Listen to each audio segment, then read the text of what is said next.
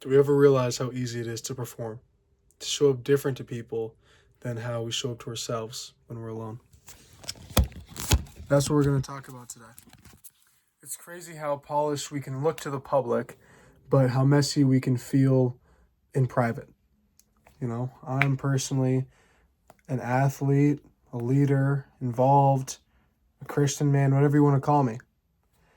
But people just see the surface. People don't see what really matters or who I am when nobody's watching. And I feel like that kind of goes for all of us. People don't see who you are when you're tired. People don't see who you are when you're tempted. People don't see who you are when you cut corners. And it's okay because nobody will ever know, right?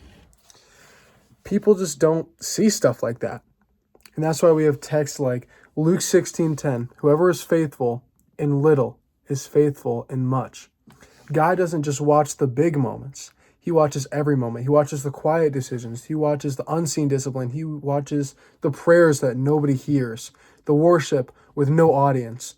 And honestly, that's where the real fight happens. If we're being true to ourselves, that's when the real fight actually happens. Not on the field or in the classroom or in any place in real life. The real fight is happening in your mind, in your habits, in your hidden life, right? Everybody wants to be used by God publicly, but are you willing to be shaped privately? Because private obedience produces public impact. David was faithful as a shepherd. Before he was anointed as king, he fought lions. Before he fought giants. I think sometimes we want the giant moment. We don't want to fight those lions. We want to skip to, I'm being used by God for this incredible thing, and I'm going to get recognized. That's what we kind of see. And I think sometimes that even though we want this giant moment and we skip the shepherd reason, we just need to look at the real question. So here's the real question.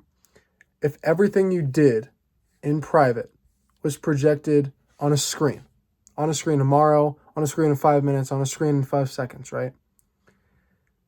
Would you still be proud of it?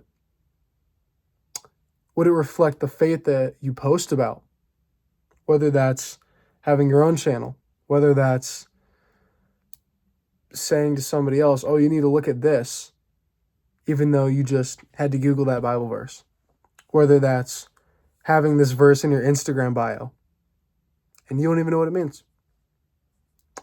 We've all had that point somewhere in our lives, right? Will it reflect the leader that you claim to be, the standard you want to speak on, or would it expose a gap? Because the goal isn't perfection, it's consistency. Psalm 51:6, surely you desire truth in the inner parts.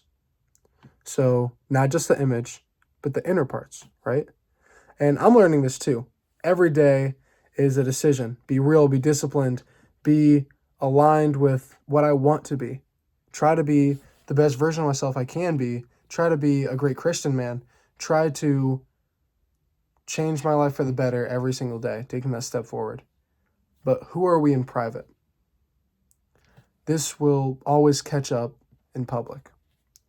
So build in the dark, pray in the quiet, chase right when even it's unbearably inconvenient. Because when the light does come, you won't have to pretend. You won't have to change. You won't feel that awkwardness of, but I want to be looked at like this around this group of people today. You'll never have to change for anybody else if you live the way that the Father wants you to. You'll never have to feel that awkwardness that you're not good enough when you walk with God in the moments that they don't see. Thank you guys so much for watching. As always, don't forget to pray today.